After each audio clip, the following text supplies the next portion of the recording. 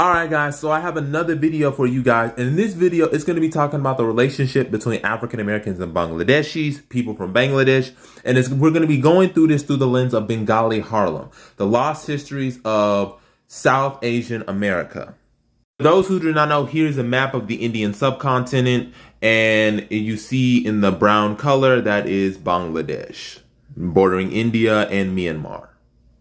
So during the 1890s, early 1900s, there was a massive immigration to the United States, overwhelmingly European. However, there were some Southeast Asians that did manage to get into the country. And an example of this would be Bengali men who were sailors, merchants. They came from areas such as Karachi in Pakistan, modern day Pakistan, Dhaka, London, and they ended up going to Ellis Island. So during this time period, there is a rigid racial categorization. You're either European, white, or African, black. Hardly think anything in between. And so South Asians were in a difficult dilemma. They were not white. They couldn't be. Their skin was too dark. However, they weren't phenotypically African. However, Jim Crow, like I said, there's a rigid racial categorization. So even though they were in a difficult situation, they were lumped in as black. They had to identify themselves as black.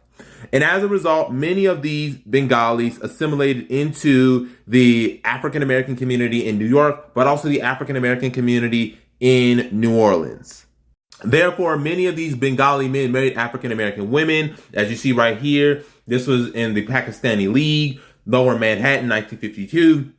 And these African-American women would provide shelter for them. They provided security for them. They said they were good husbands. So they had a community to assimilate into, to establish their businesses.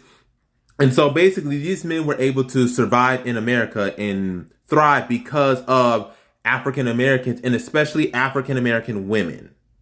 As a result, there are some African-Americans with South Asian ancestry, Bangladeshi ancestry.